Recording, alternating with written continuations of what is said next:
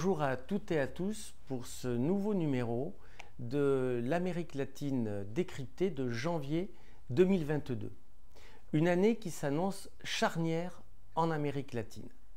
Le continent, au sortir de 2 années de crise sanitaire et de lutte contre la Covid-19, reste marqué par une crise sanitaire profonde. Près de 56 millions de cas, plus de 1,5 million de décès, des situations différentes en fonction des pays, mais qui pour autant trouvent un point d'unité, à savoir une crise économique et sociale qui a des conséquences politiques. Une crise économique et sociale après le plongeon du PIB en 2021, moins 6,8%, il est attendu pour l'année 2022 une croissance de près de 2%.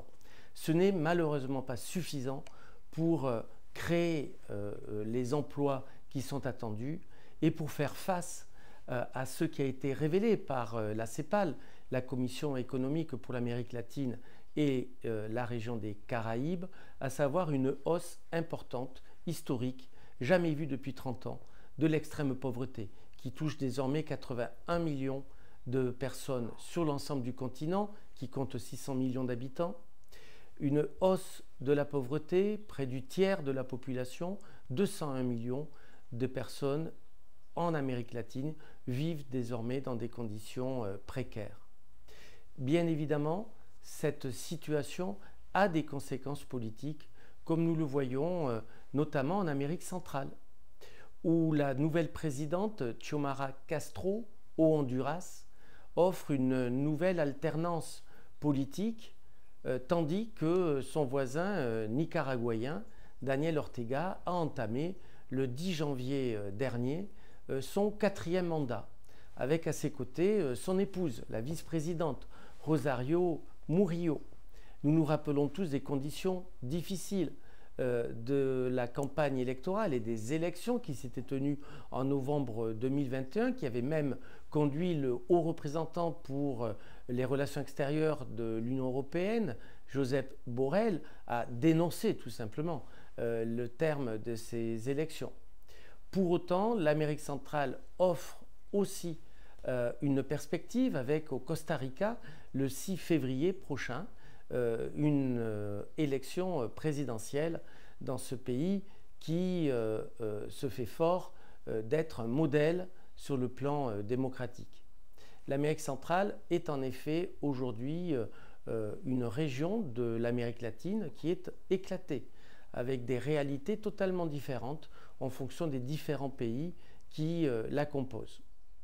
Dans la région des Caraïbes, Haïti continue à être marqué par cette situation de crise permanente. Nous nous rappelons tous du tragique assassinat du président Moïse Jovenel en juillet dernier et de cette succession de crises économiques, sociales, sécuritaires qui devient désormais, semble-t-il, permanente dans ce pays tellement emblématique de la région des Caraïbes.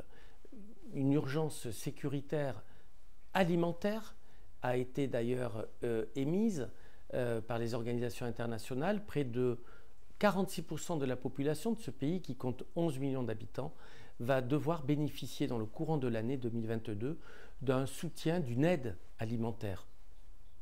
Dans la région des Caraïbes, eh bien, ce sont évidemment les Barbades qui sont devenues une république avec une présidente, Sandra Mason, et sortant désormais du Commonwealth.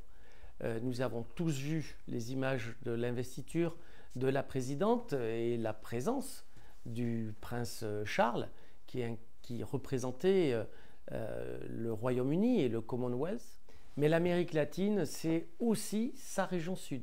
C'est aussi l'Amérique du Sud, avec des situations dans certains pays qui font l'actualité, notamment la Colombie, qui est entrée déjà en campagne électorale. Les élections présidentielles vont avoir lieu dans le courant du mois de mai 2022 et d'ores et déjà nous savons qu'une offre importante va être proposée au peuple colombien avec un véritable choix de société qui devra être fait. La réalité politique en Amérique du Sud, c'est la préparation du prochain gouvernement par le président élu chilien, Gabriel Boric, qui a présenté dans le courant de ce mois son gouvernement. Pour la première fois au Chili et en Amérique du Sud. Un gouvernement compte plus de femmes, 14, que d'hommes, avec des personnalités emblématiques. Je pense notamment à Maya Fernandez Allende, qui va être la future ministre de la Défense du Chili. C'est tout un symbole, tout un emblème qui incarne bien cette rupture qui a été portée par Gabriel Boric durant sa campagne électorale et depuis son élection.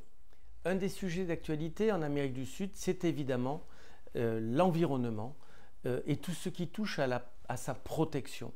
Je pense notamment aux derniers événements au Pérou, où le président a décrété une urgence environnementale après qu'un tanker, le Mare Doricum, ait à la raffinerie La Pampilla déversé près de 12 000 barils de pétrole brut. Que s'est-il passé? Eh bien, à la suite de l'éruption volcanique dans les îles Tonga, à 9000 km des côtes péruviennes, de fortes houles ont frappé la côte et visiblement, pendant un déchargement, le tanker a été déstabilisé par une forte houle qui a entraîné ce déversement de pétrole qui a lui-même évidemment conduit à une pollution actuelle sur les côtes péruviennes dans le nord du pays et le nord de Lima. C'est pour autant une actualité environnementale emblématique dans un pays qui est marqué par cette richesse d'une biodiversité marine qui fait partie de ses priorités touristiques, et c'est bien pourquoi l'urgence environnementale en cours au Pérou a marqué toute notre attention. Comme vous le voyez, l'actualité n'a pas manqué durant le mois de janvier qui vient de s'écouler, et elle va continuer à être extrêmement dense lors des prochaines semaines. Rendez-vous par conséquent pour le prochain numéro de l'Amérique latine décryptée. Hasta pronto, hasta luego, see you soon.